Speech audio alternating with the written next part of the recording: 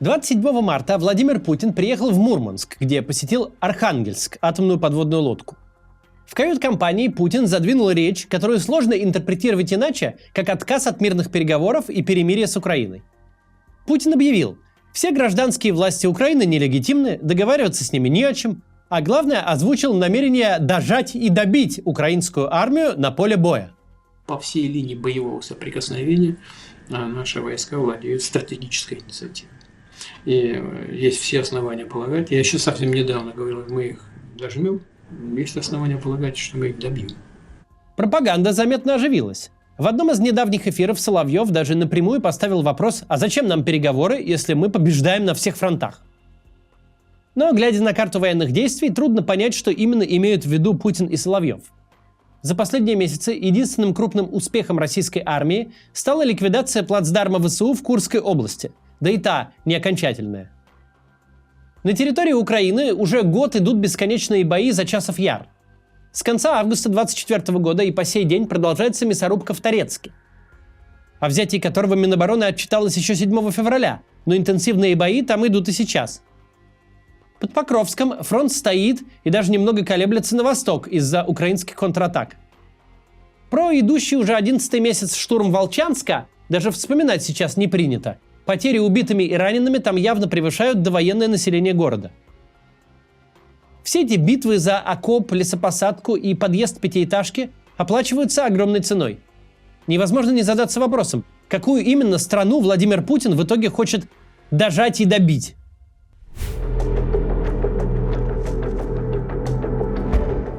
На днях издание «Медиазона» занесло 100-тысячного человека в список военнослужащих, погибших со стороны России. Еще 10 тысяч некрологов находятся в обработке. Уже есть первый некролог солдата 2007 года рождения, 18-летний Александр Петлинский из Челябинска. Из 100 тысяч убитых, подсчитанных «Медиазоной», 11 628 – это мобилизованные. Из них 605 были в возрасте от 18 до 23 лет. 1139 от 24 до 26. При этом Путин и его пропаганда картинно возмущаются по поводу возможного понижения мобилизационного возраста в Украине с 25 до 18 лет, которое не факт, что когда-либо будет реализовано. Огромное число российских граждан самых разных возрастов, от 18 до 60 с лишним, бесследно исчезают. Нет ни места, ни даты смерти. Их и в списках «Медиазоны», конечно, нет, там только подтвержденные погибшие. А семьи оказываются перед выбором. Месяцами и даже годами искать родного человека, надеясь на чудо, или же идти в суд и требовать, чтобы судья признал пропавшего без вести убитым, а государство выплатило компенсацию. В тени армии воюющей есть целая армия ищущих. Стоило мне однажды поднять эту тему, как просьбы помочь с поисками стали направлять и мне, хотя я ничем здесь помочь не могу. Но наша редакция решила собрать все подобные комментарии и посмотреть, у какой войсковой части больше всего упоминаний. Ею оказалась часть 40-321, 7-я отдельная гвардейская мотострелковая бригада. Она же Чистяковская, она же, согласно своему девизу, в огне рожденная. Что характерно, в комментариях не столько ищут пропавших в этой бригаде, сколько просят о ней рассказать. Здравствуйте, а можете про военную часть 40-321, 7-я отдельная мотострелковая бригада ЛНР? Там ужас какой-то творится, все пропадают, связи нет, у ребят телефоны забирают, без военно-врачебной комиссии раненых в бой отправляют. За 7-ю бригаду военная часть 40-321 сделайте выпуск. Снимите про военную часть 40-321, там еще хуже. 12-й СБТРО 7-й бригады. Кому не говоришь, волосы у всех дыбом встают. Читаешь и просто в шок приходишь. СБТРО – это стрелковый батальон территориальной обороны. На всякий случай уточню, подразделение ТРО сейчас есть не только в ВСУ, но и в современной российской армии. Нынешняя война породила новый жанр, который еще не знала военная история. Это крики о помощи в формате видеообращений от российских военнослужащих и их родственников. За 3 года таких обращений стало столь много, что для них можно сделать отдельный YouTube-канал. Такие ролики появляются каждый день, и большинство из них остаются незамеченными. Но некоторые, можно сказать, попадают в тренды. Так, по телеграм-каналам широко разошлось видеообращение Алины, чей супруг Дмитрий Галета воевал в 7-й бригаде. Видео опубликовал у себя на канале «Солдатская правда» соратник Игоря Стрелкова-Гиркина Михаил Полынков. Скажем о нем пару слов. Это очень идейный Z-блогер, который поначалу лично участвовал в так называемой СВО, но в какой-то момент смекнул, что начальство собирается его, такого идейного, устранить. Полынков самовольно оставил часть и теперь ведет хронику бесчинств и зверств командиров российской армии по отношению к подчиненным. Также он составляет собственную базу без вести пропавших, в которой на момент записи ролика находится 2114 человек. Опубликованное Полынковым обращение Алины Галеты, вероятно, разошлось в связи с нестандартным началом истории. Ее муж, Дмитрий, 7 марта спокойно поговорил с женой по телефону, попрощался, сказав, что идет в магазин. Спустя некоторое время Дмитрий вышел на связь, умоляя его спасти. Он сообщил, что увидел нечто такое, чего не должен был видеть. И теперь его схватил комбат с позывным «Белый». Мамуля, действуйте быстрее, прям срочно. У вас есть на это на все про все сегодня до ночи. Вытащите меня сегодня, пожалуйста, срочно прям. Тут пиздец сейчас будет. Затем Дмитрий бесследно исчез. Родные уже 3 недели обращаются во все инстанции и получают противоречивые ответы. То ли ушел на боевое задание и скоро вернется, то ли уже не вернется и признан пропавшим без вести, то ли вообще дезертировал и его ищут. По словам Алины, семья Дмитрия вступила в чат родственников военнослужащих 7-й бригады и там узнала, что комбат Белый совершенно жуткий человек, который может запросто расстрелять своего подчиненного. Z-блогер Полынков выложил обращение Алины не только в Телеграм, но и в свою группу в ВК. И в тот же день там появился комментарий Земфиры Тагоевой. Один в один моя история. Ниже пишет Надежда Толкачева. Часть нехорошей репутации. Почему сразу в СК и прокуратуру не обратились, непонятно. Надежде отвечает сама Алина Галета. Пишет, обращались, помощь не дали. И далее добавляет, зачитываю, так прям написано. Мы всех подняли, нам говорят, обнулен и все. Бастрыгин сказал, только доказательства нужны. Замполиты вообще ничего не говорят. Ужас, что там творится, ничего не известно. Из контекста непонятно, имеется в виду глава СК Александр Бастрыкин или некий Бастрыгин из 7-й бригады. Но понятно главное, эта бригада – место гиблое. Еще 12 декабря 2023 года в группе «Мобилизация, выплаты и пособия участникам СВО», ну так она называется, был опубликован такой пост. Добрый день, у кого есть контакты в военной части 40321? Хоть какие-нибудь. Такое ощущение, что ее нет вообще. Анонимно, пожалуйста. Под постом уже более 1000 комментариев, и самые свежие написаны в марте этого года.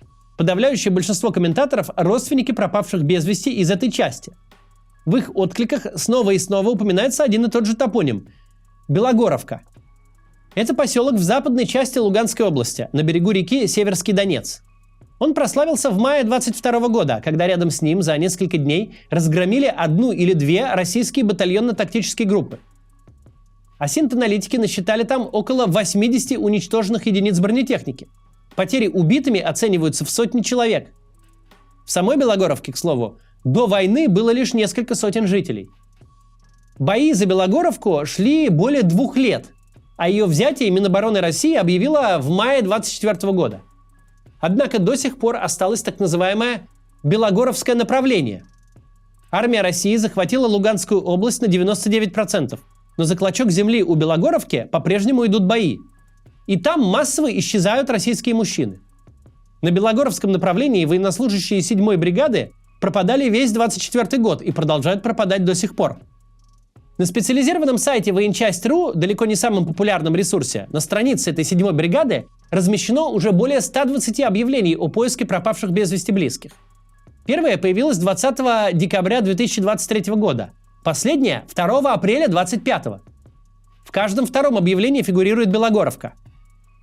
Во ВКонтакте есть группа, посвященная 7-й бригаде, 7-я Чистяковская. Первая фотография с нарукавной эмблемой бригады была загружена 10 октября 2017. Так что группа эта, очевидно, создана не вчера. История, рассказанная Аленой Галета, зацепила админов группы. 20 марта они опубликовали фотографию Дмитрия и его голосовое сообщение и написали следующее. 7-я Чистяковская бригада подвергается уничтожению, но не киевским режимом, а их же командирами. нам поступила информация про массовые издевательства и убийства военнослужащих. Руководство военной части 40321 забрало у подчиненных их документы, объясняя это тем, что при выполнении сверхважных задач они им не нужны. Командиры бригад забрали банковские карты, чтобы обеспечивать нужды подразделений и телефоны, чтобы ребята не могли афишировать происходящее. Боевые выходы, на которые отправляют наших ребят, являются заведомо невыполнимыми. Тех же, кто находит возможность выжить, по возвращению подвергают пыткам, вымогают с родственников внушительные суммы, как нам известно, от 100 тысяч рублей, а в случае отказа просто убивают. Впоследствии семьям сообщают, что военнослужащий самовольно оставил место несения службы. Под постом почти 200 комментариев. Много раз упоминается комбат Белый. Мразь редкая, я его знаю еще с рубежного. Я служил у него в самом начале войны и до конца 22 года. Он сам сидит в подвале, а пацанов гонит на смерть и знает, что назад им нет дороги. Также в комментариях можно найти переписку, где люди обсуждают командиров. 1-й батальон командир Борода, 2-й батальон командир был Лесник и 3-й батальон командир Белый, 4-й батальон Просвет командир. Все они душегубы. Ниже начинается спор, что, мол, Борода батальоном уже не командует, а когда командовал, душегубом не был. Мог даже заступиться за своих людей перед командиром бригады. Но за Белого никто не заступается. Знаю случаи, парни рассказывали, что заместитель Белого выводил парней и в затылок обнулял, и тело в Северный Донец спускал. Это тоже есть правда. Автору этого комментария отвечают, что во 2-м батальоне был комбат Сумрак, который тоже перед строем людей расстреливал. В других комментариях под постом женщины, очевидно родственницы военных, пишут, что нужно объединиться и делать коллективные обращения, подписывать петиции. Мысль эта не новая. На Change.org с июля 24 года висит петиция родственников военнослужащих 7-й бригады. Ее подписали 1156 человек. Речь там о тех, кто пропал без вести еще в марте 22-го. Весной 22 года, кстати, 7-я бригада официально считалась еще не частью российской армии, а соединением народной милиции самопровозглашенной ЛНР. И, возможно, именно с этим связаны особые обстоятельства, которые в этой бригаде происходят. На сайте luganskayaspravka.com можно найти отзывы на что угодно, от ресторанов до аптек. Есть и страницы с отзывами на учреждение, которое до сих пор называется на этом сайте так: Луганская прокуратура по надзору за соблюдением законов в военной сфере Южного региона Украины. И на этой странице с 22 года скопилось уже несколько сотен обращений от семей военнослужащих из тех частей, которые были сформированы в так называемой ЛНР. В том числе из 7-й бригады, но не только. Истории там просто душераздирающие. И люди их туда пишут, потому что больше просто некуда. Обращения в прокуратуру остаются без ответа. Сейчас идет много споров, где именно была самая свирепая мобилизация, в России или в Украине. В действительности, самый чудовищный вид она приобрела в самопровозглашенных народных республиках ДНР и ЛНР февраля 22 года. Там хватали и бросали в бой всех в возрасте от 18 лет. Никакие отсрочки для студентов или что-то еще не действовало. В списке погибших и пропавших без вести дончан и луганчан множество вчерашних школьников. Возникло даже понятие ЖНР – женские народные республики. Причем никаких многомиллионных выплат за погибших матерям и женам из ЖНР, в отличие от России, не полагалось. Когда Игорь Стрелков-Гиркин рассказывал, что донецких и луганских шлют в штурм перед российскими войсками, выдав в руки древнюю винтовку-трехлинейку, даже мы поначалу думали, что он утрирует. Ну или говорит о специально подготовленных снайперах, которые действительно иногда предпочитают магазинные винтовки из прошлого. Но нет, есть кадры, где мобилизованные из ЛДНР действительно идут в бой с обычными винтовками Мосина, безо всяких оптических прицелов. Недавно этот факт даже признали на Соловьев Лайв. Сегодня можно вспомнить, например, мобилизацию на Донбассе в 22 году, когда тысячи мужиков вооружались в итоге мосинскими винтовками и железными касками, понимаешь? 21 сентября 2022 года Владимир Путин начал мобилизацию в России. 30 сентября объявил о присоединении Донецкой и Луганской областей к России. Из-за чего российские мобилизованные стали попадать в воинские соединения, сформированные в ЛДНР, где командуют офицеры из Донецка и Луганска. Тут-то и выяснилось, что эти командиры россиян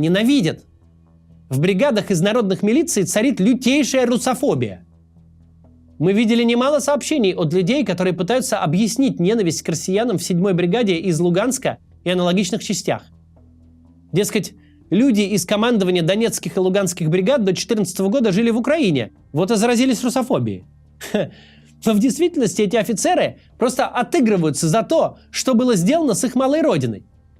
Это и бесчеловечное обескровливание регионов в 22-м, и предыдущие 8 лет унижений, когда Донецк и Луганск от Украины отделили, но России не присоединили, а превратили в 2 Бантустана в подвешенном состоянии. Донецк, из которого были ежедневные авиарейсы на европейские, турецкие, египетские и дубайские курорты, за 8 лет впал в нищету. Сейчас там фактически не работают даже канализация и водопровод. В общем, донецкие и луганские командиры страшно злы на россиян. И, можно сказать, мстят как российским мобилизованным, так и контрактникам. И это все усугубляется еще и другим фактором, о котором открыто пишут некоторые Z-блогеры. На командных должностях в соединениях из ЛДНР немало бывших криминальных элементов со своим специфическим мировоззрением. В сентябре 23 года в расположении 7-й мотострелковой бригады из Луганска побывал телеведущий Владимир Соловьев. Комбриг предъявил ему веселых, умытых, накормленных бойцов, и было много смеха и шуток. Так, ребят, как вы туда все залезаете-то? С удовольствием. Я хотел сказать. Не тесно там? Пойдет. Привыкли уже. К этому моменту уже потоком шли обращения как из самой этой части, так и от родственников военных. Не иссякает этот поток и сегодня. Почему нас отправляют на убой? Скажите, пожалуйста, почему? Чем я это заслужил? Но справедливости ради сложно сказать, что российские соединения принципиально лучше донецких или луганских. Какой номер части не возьми, скорее всего найдутся многочисленные обращения военных и оттуда, которые в самом наилучшем случае будут рассказывать о бесконечных поборах, в худшем – о пытках и расстрелах. И почти за каждой военной частью, хоть луганской, хоть самарской, будет длинный след в виде некрологов и запросов о судьбе бесследно исчезнувших. Наш предыдущий ролик на эту тему, к слову, был как раз о 30-й бригаде из Самарской области, которая примечательна тем, что ничем не примечательна, в скандалах не замечена, однако перемалывает людей беспрерывно. Я не знаю, взаправду ли Владимир Путин намерен дожать и добить Украину. Как мы говорили, ему нужна не столько победа, сколько война как таковая. Пока она идет, Путин находится в зоне комфорта. Однако у всего есть предел. Россия большая, но не бесконечная. И как бы ни вышло, как в цитате Бориса Немцова, он пока страну не уничтожит, не успокоится. Речь в этой цитате была отнюдь не об Украине. До завтра.